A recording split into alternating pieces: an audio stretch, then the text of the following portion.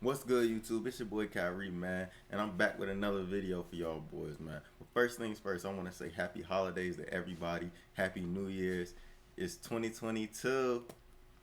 And with that being said, I thought what better way to kick off the year than to go back and look at all the best anime fights of 2021.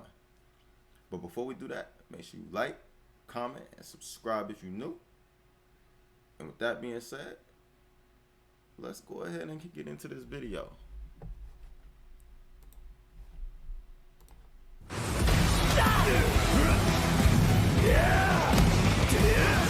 We're looking towards the last month of 2021, and it's time for a look at the year in retrospect. So for today's video, we're going to be looking at the top anime fights this year. As always, 2021 came with an assortment of fights that wowed us and dazzled us all, either through hype or just insane animation and editing techniques. I'll be counting down on what I think are the 10 best anime fights for 2021 so far. I've made several videos on this throughout the year, so let's see who's making the cut now.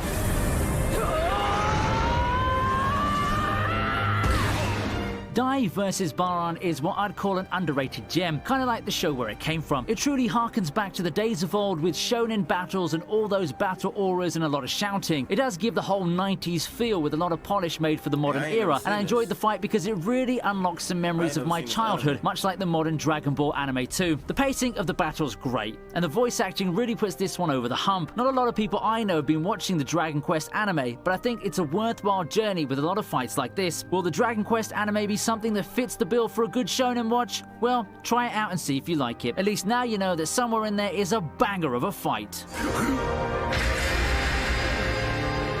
Next, we have Toru vs. Elma on the list.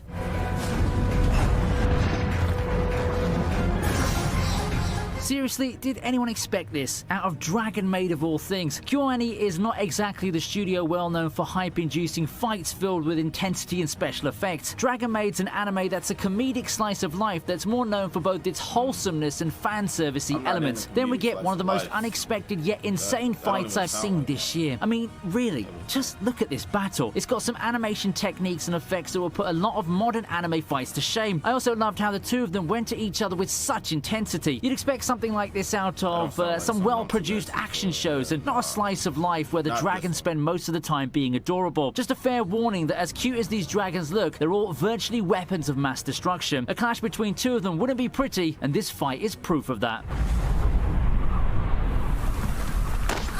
We proceed with Asta and Yami versus Dante. Hey, I see this. I watched it one episode. This is crazy. It's such a joy watching Black Clover's journey. In a way, it kind of reflects a shonen protagonist's growth, doesn't it? Starting off the black sheep of the bunch, but slowly and surely earning our love and admiration for the plot that became more and more engaging. And of course, there's the fighting as well. Lots of cool fights, and in this final arc of the anime, we have this banger. I've always loved Yami as a character, and he just oozes coolness with whatever he does, and this fight definitely showcases that. But even the most badass mentor has that plucky hero to guide. With how Yami carried the first part of the fight before Asta comes in with the finish, it just shows that great mentor-student relationship that I've come to enjoy in these shonen shows. The two have a cool dynamic, and I loved seeing it all the way to the last arc. If you've put off watching Black Clover, then maybe this would be a fight to get you back into it. It's definitely worth the journey.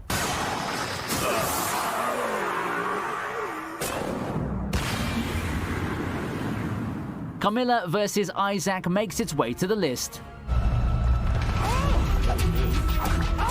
I've talked lots of good stuff about Castlevania, and even though looking at what we've already had this year, this fight does still hold up. In the bigger picture of things, this is one of the better fight choreographies in the battles that I've featured so far. It may not be too high budget or as fluid as some of the big titans of the anime battles go, but the pacing is on point. Back in my previous video that featured this encounter, I said that I placed it high because of its rolling showing off character development. I still stand by that now, and I'd say that a good fight should also exhibit character. There are some haphazardly written fights, but you can really feel the personality and the development shine with how the combatants battled in this one. It's understandable that people sleep on Castlevania, but it's a pretty good anime. Well, the latter is in a technical sense.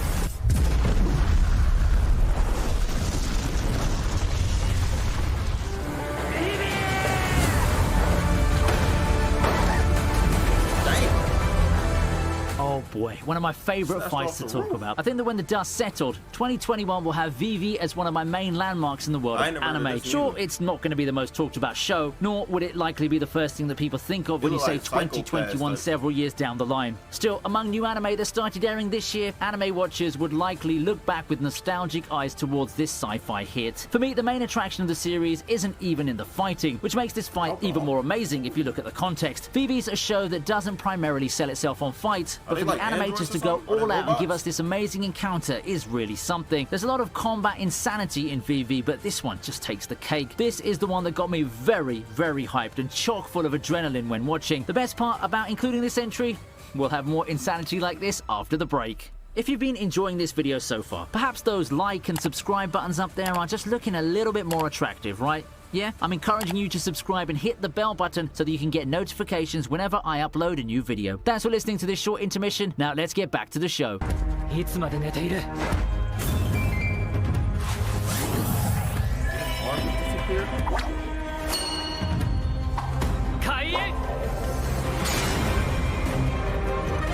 At the time of this writing, Tact Op Destiny still has quite a long run to go, so why don't we look at the first episode fight? After all, first impressions are ever so important, aren't they? Entering a season, I know that many people didn't have high expectations from Tact Op Destiny. It's part of a game promotion first. Secondly, people have brushed it off as waifu bait since that's pretty much the name of the game now with mobile games, waifu gacha collecting. But this fight really blew me away, honestly. Then again, what else did I expect? It's Madhouse and Mappa, and if they want to sell a video game, they better do a damn good job with the anime adaptation. And a good job they did with this astounding display of effects, goosebump-inducing transformation sequences, and display of fireworks and sheer destruction. First impressions are very important, and let's just say that Tact Op Destiny impressed me so much in the first episode for me to have this fight as one of the best in 2021.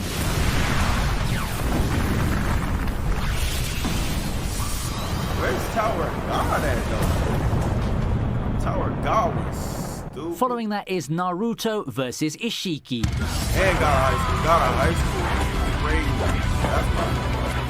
The Baryon Mode fight, as I like to call it. It's a fight that got Alright, all the was that Naruto last fans year? involved back into Was the that thick last of year? things, and quite a bittersweet swan song. Perfect combination for a fight which remember. serves as Naruto's final blaze of glory. The whole fight kept me on the edge of my seat due to how God of High School impactful last each year? attack seemed. The production for this scene is Y'all top make notch, conversation as it about. should be for such an important moment. Ishiki has more than proven God. himself in battle remember. before, so seeing Naruto start to get the advantage on him was such a cathartic moment. Like a lot of modes in anime, Baryon Mode does have a drastic drawback, and it set the stage for what I feel like is one of the most emotional scenes in Boruto. Yes, one of the most emotional moments in Boruto involves Naruto and Kurama. It's an emotional farewell for Kurama that follows an eye-popping display of shonen powers. No wonder many people have been so excited to see this fight animated.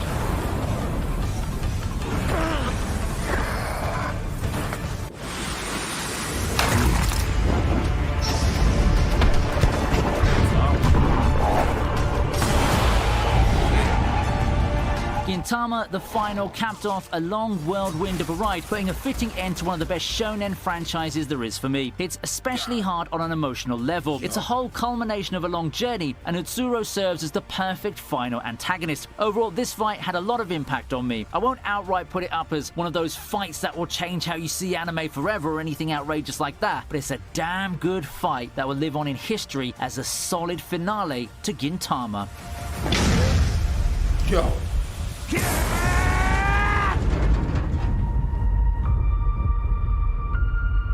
Hey, no, I'm gonna watch this one. This one, I'm gonna watch. Oh, yeah.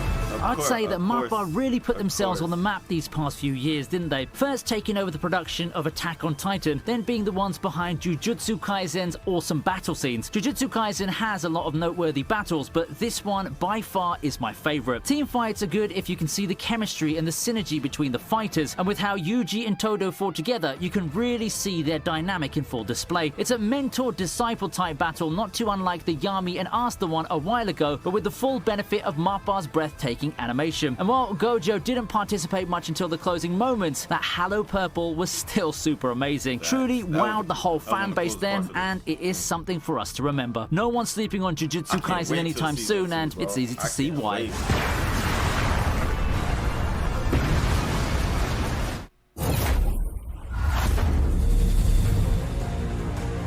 I cheat on this one? Well, it got recapped anyway in the 2021 Demon Slayer anime, so we're gonna count it anyway. I mean, it's just the most hyped fight in the mainstream, coming into as far back as 2020 when Demon Slayer's movie got announced. And when it finally did hit theaters, it proved that the hype was worth it. That's pretty much a staple with Ufotable fights. I mean, unlimited budget works and all due to, reasons.